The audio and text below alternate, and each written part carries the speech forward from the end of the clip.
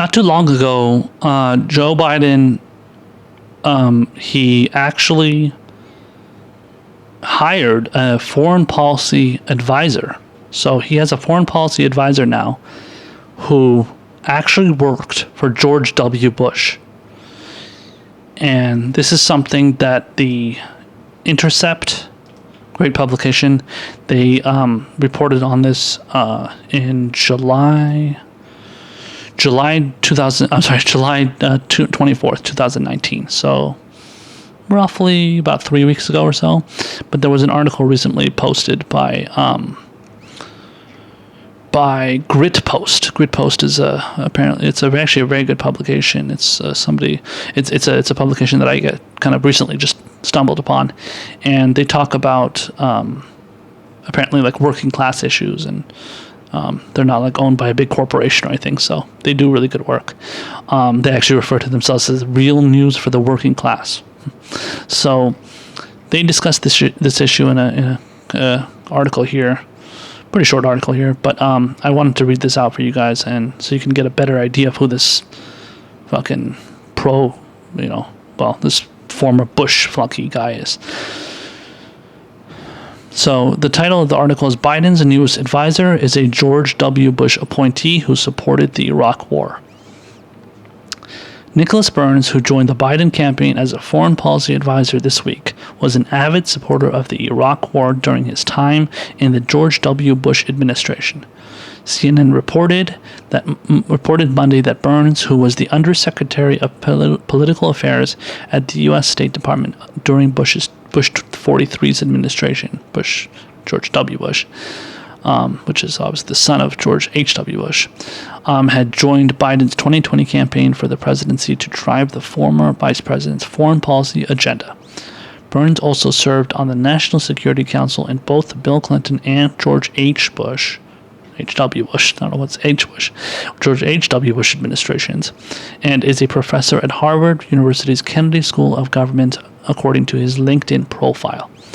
According to The Intercept, Burns is a senior counselor at the Cohen Group, which the outlet describes as a global lobbying and influence firm that represents weapons makers and other companies with interests in the U.S. and overseas.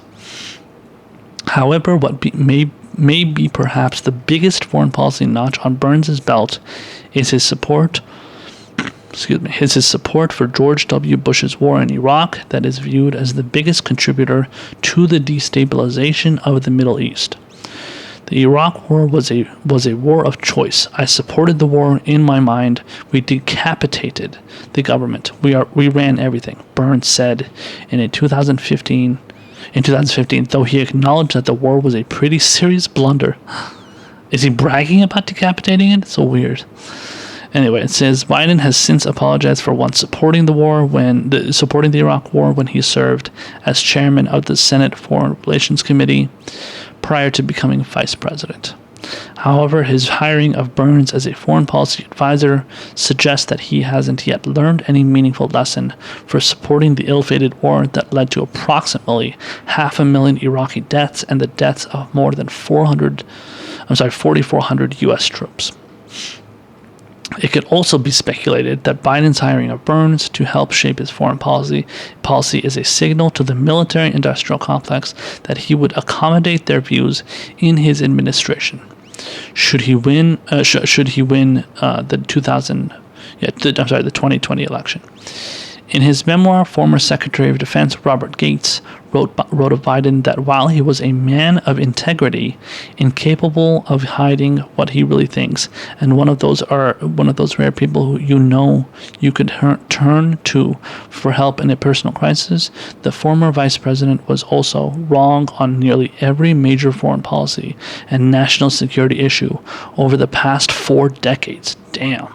If that's something that's coming from Robert Gates, who worked for George W. Bush, by the way, that's a pretty big statement. It says on Thursday, a Monmouth University poll of Iowa voters found that Biden was still the top choice of likely Iowa Democratic primary voters following the second round of Democratic presidential debates, despite Biden's lackluster performance. By the way, his performance in the first debate was even worse. Did a little bit better in the second one. But yeah, that's, I mean, that it's like I don't know if they said that in the article, but yeah, I mean, yeah, this is a clear sign of Joe Biden still not understanding the error of his ways.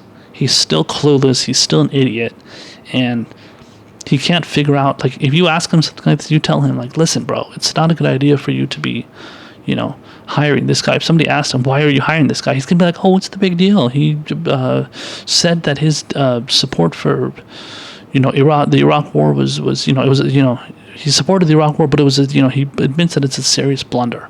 Okay. Well, thanks for letting us know now. What is it? He's apparently said that in 2015. This guy did this, Nicolas Burns. So, I mean, that's a little bit late to be admitting fault. And even Biden himself admits fault and thinks everybody has forgiven him. Obviously, because he's, obviously somebody like Joe Biden, he operates within the establishment. So when he admits he's wrong, he thinks that people are forgiving him because he's within that bubble. But if you talk to regular people, they do not forgive him. I do not forgive him for his support of the war, because he supported every other war too. So it's not like he's, oh wow, just made a mistake. I shouldn't have supported that one war that killed 500,000 people, possibly even 1 million people, and was after the biggest attack on American soil, which was 9/11. So we went into Iraq for completely wrong reasons. Oh yeah, we totally forgive you for that. No, that's not how it works. You're not gonna get off that easy, bro. So yeah, so the people that that don't have an issue with this, I don't know who they are, honestly. I don't want to know those people, but honestly, it's probably a lot of Democrats who think like that. But it's so, I mean, if they do, that's sad. And it's sad that anybody would forgive this guy for for this and then be like, oh, well, he's so much better than Trump. Trump is he's bad, obviously. Trump is a fucking terrible human being. But that doesn't, I mean, is our bar that low? That doesn't mean that, Joe Biden is not as bad because Joe Biden isn't as racist and isn't as sexist. I mean, he has racist and sexist views, Biden does. But just because he's a little less worse than Trump in that regard doesn't mean he's the guy that should be president. And Joe Biden, regardless of all this stuff, somehow he's managed to stay at the top of the polls. But, I mean, I don't see him staying there. In fact, recently he's been making a lot of gaffes. He's been making a lot of ridiculous gaffes, saying some fucking stupid things. At one point in one of his speeches that he was giving, he says that he said something along the lines of black children aren't the only ones that are uneducated, or white kids can be uneducated too, or something. And then another one, he said he was president when the Parkland shooting happened in Parkland, Florida. And then another one, he was saying, I support truth over facts, or something like that. He was giving a speech somewhere. Yeah, or like a kind of a rally kind of thing. Yeah, so he's just making all these like weird gaffes. The one about like black kids, black kids are, they're educated. They're not the, let me get the exact quote here. 1 second.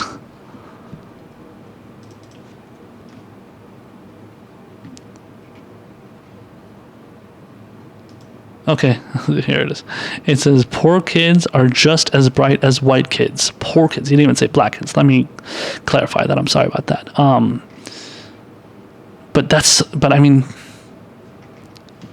I mean, he is referring to black kids when he says poor kids. Because then why would he say poor kids are just as bright as white kids? So there's you feel like there's as if there's no poor white kids out there? As if poor white kids can't be uneducated. He's referring to black kids when he's saying that. He's not. But that's the thing. It's just a typical gaffe from Biden. Those are the kind of things that he's been doing. He's been doing this, saying this stupid shit forever. And I mean, even as vice president, he was saying dumb shit like this. But luckily for him, as vice president, he was vice president. So he wasn't getting that much attention. He was mostly in the shadow of Barack Obama, who was obviously president. And when you're vice president, you don't get that much attention when it comes to the kind of the big things that happen. Although his gaffes still did get a lot of attention because he, At some points he was like, was caught on hot mic saying like, oh, this is a big fucking deal. So he was saying that to Obama when, I think it was when Obamacare passed or something happened, some big legislation got passed or something, and he said, this is a big fucking deal. So like, and then he said a couple of other things I can't remember, but excuse me. So yeah, and he's a gaffe machine. He's like that, and he just continues to be like that, and it's not something that, it's not so much as being like president, it's not like being unpresidential, but it's not, like, do you really want that kind of, like, considering how bad Trump is because Trump is obviously really bad with his gaffes too. So as bad as Trump is, are Democrats, because they always mock, because Democratic loyalists, people on the left, a lot of times, they're always mocking Donald Trump for the stupid shit that he says. So are you actually going to be like okay with Joe Biden? You're going to be okay with Joe Biden saying stupid things, but you're not going to be, you're going to bash Trump for it, but you're not going to attack Biden for it? Come on. I mean, that just makes no sense to me. And honestly, I'm surprised that Biden has the amount of support that he has, because it seems like everybody is so much into like Kamala Harris and Elizabeth Warren. I'm talking about the establishment, by the way. I'm not talking about progressives and stuff. Progressives obviously support Bernie Sanders and Tulsi Gabbard. But when it comes to the establishment, Elizabeth Warren, as semi-left, semi-progressive as she is still the part of the establishment. And I'll be getting to a story kind of about Elizabeth Warren and her establishmentism in a little bit here, but yeah, it's just these things with Joe Biden, they just don't end. And this is not the kind of guy I would want to be president, just like I wouldn't want Donald Trump to be president, because they're both embarrassing gaffe machines. They're both embarrassing, just old white dudes that just say stupid shit. I mean, fine, you can take issue with Bernie Sanders for being a white guy, old white guy, which is stupid enough as it is, because just because of the skin, color of your skin doesn't mean you're a bad person. But whatever, if you want to take issue with the fact that we've had a lot of old white guys as president and in politics, that's one thing. But Bernie Sanders has the best policies among any other politician that's currently running right now for president, let alone being the best politician in the country and most popular. And the people that want to hate on Bernie Sanders in the same way that they hate on Trump, and even to some extent Biden, because that's what people have said. They said, well, some of the people on the Democratic side, the Democratic loyalist voters and people that are idiots on Twitter, essentially, they've said like, oh yeah, we don't need any Biden, we don't need any Bernie, we don't want any white guys, we already have Trump, so we don't need any white guys, we want Kamala Harris because she's black and female. Okay, so I mean, but then policy-wise, they don't give a shit. When it comes to policy, these people are just like, who gives a fucking, rat's ass? It doesn't matter. We need to get the woman in there, or we need to get Elizabeth Warren, whether it's Elizabeth Warren or Kamala Harris or Kirsten Gillibrand or Amy Klobuchar. Ugh, give me a break. So I mean, even the people that are polling like shit, like Klobuchar and Kirsten Gillibrand and stuff, like, it's embarrassing to think that those people should even remotely be taken seriously. So that's just a whole another insane conversation to have that people want to have. But that's the thing, it's really no different than Biden. The only difference with Biden is that he's old and white, and he's got the same fucking policies, well, probably a little bit worse than like the likes of Klobuchar and Warren and Kamala Harris too. So it's, yeah, I mean, these establishment politicians just continue to get a break, and it's even got to the point that the media isn't even they don't even care really about the things that Biden is saying regarding his gaffes, aside from his policies too. His policies, they don't fucking give a shit. But I mean, when it comes to his gaffes, they're almost kind of they act like it's not even happening. They're just like, oh, whatever, big deal. Oh, he's still ahead in the polls, he must be doing really good, but and I think honestly the reason for that is because Trump is so bad. And I'm talking about MSNBC, CNN, mainly MSNBC, because I even covered early in one of my first podcasts, the Progressive Square. I talked about how MSNBC was basically, shilling for Joe Biden. They loved the idea of Joe Biden at the time, and this was 3 months ago. So back then, they loved him. They loved the idea of Joe Biden running for president and being one of the candidates. Oh yeah, we totally back him because he's establishment neoliberal centrist, former VP to Obama. So he must be awesome, right? That's what they thought, and they're still defending him to this point. There was a segment that Chris Matthews, host on MSNBC, did where he said, "Oh, this is down to a 2-person race."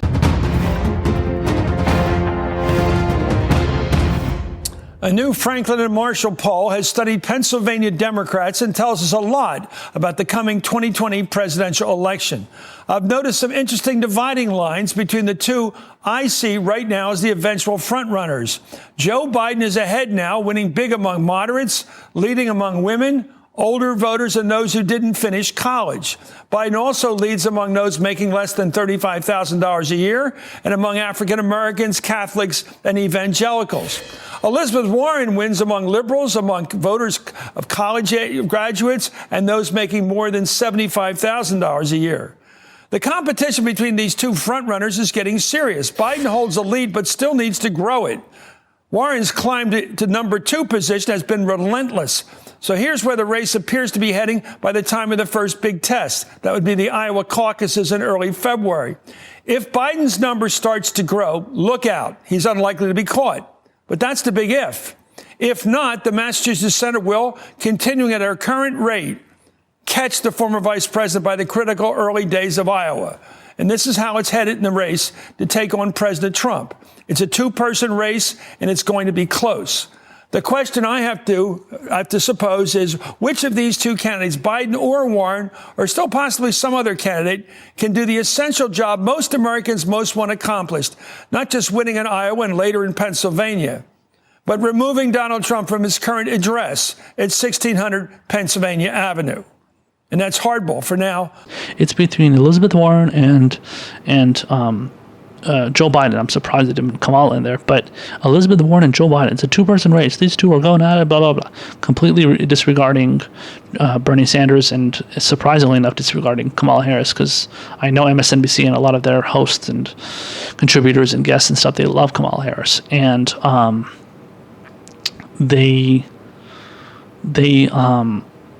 but they want to put forth the idea that because Biden is so quote unquote electable, because he's such a whatever, he's he's ahead in the polls and stuff like that, he must be the choice. That's the thing. That's when they don't give a shit about the policies, because if they actually cared about the policies, they would say, okay, whatever. Let's say, just put out an idea, put out a kind of a mentality of okay, we like Kamala's policies a little bit better than Joe Biden's. For example, Joe Biden being against busing and during the days of segregation and everything, and Kamala Harris calling him out for that. They couldn't even say that. They're still saying, oh no, Biden is the guy. And I think it's part of the idea that somebody like Chris Matthews is shilling for Joe Biden so much is because he is also from Pennsylvania. Joe Biden is from Pennsylvania.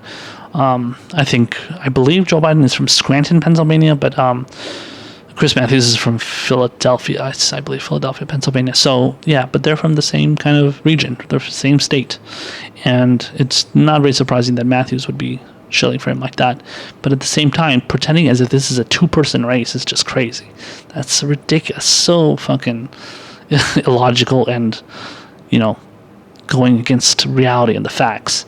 And I guess you can't really be surprised by that, right? That's what MSNBC does. MSNBC is in the business of pushing for the politicians that, carry water for the establishment, disregard the Democratic establishment. But this kind of the sad and pathetic thing is that MSNBC doesn't care about stories like this when he's hiring, former Bush flunkies that supported the Iraq War to be his new foreign policy advisor. I mean, that's a huge red flag for anybody that has even half a brain. Even the people that watch MSNBC should take issue with that, but they don't, apparently. Apparently to them that doesn't mean anything. That's just oh, well, whatever, just another day in the office, another day in the park. It's just a big deal because he's better than Trump. And that's what they think. They think that since this guy, this fucking, establishment asshole who's made a ton of horrible decisions, a ton of horrible votes, supported policies that people shouldn't shouldn't support and they don't support. Majority of Americans don't support the things that Joe Biden is pushing for, even though they like him in the polls because mainly he has name recognition. But even with all those things considered, people think that Joe Biden is the right choice, and it's crazy. And they don't even care about if he hires these Bush flunkies and stuff for his cabinet, or not cabinet, but for his thing. I wouldn't be surprised if he put in his cabinet if he is president, but for his kind of campaign team and stuff. So, and this is like the article even said, this is a giveaway to the this is like a kind of a wink nod to the military industrial complex, and giving them an idea like this is how Joe Biden as president would govern. He wouldn't change anything regarding the wars that we're in. He wouldn't, talking about, my support for the Iraq war is wrong and stuff. Like, yeah, you're saying this as a fucking Monday morning quarterback, very late Monday morning quarterback, but you're saying this way after that shit happened. And you think people are going to forgive you, but they're not. So progressives remember what Joe Biden stood for. We know he is a fake, not even fake progressive. He's just a fucking sellout, centrist, neoliberal Democrat, prick. That's all he really is. And people know that this guy he's not to be taken seriously.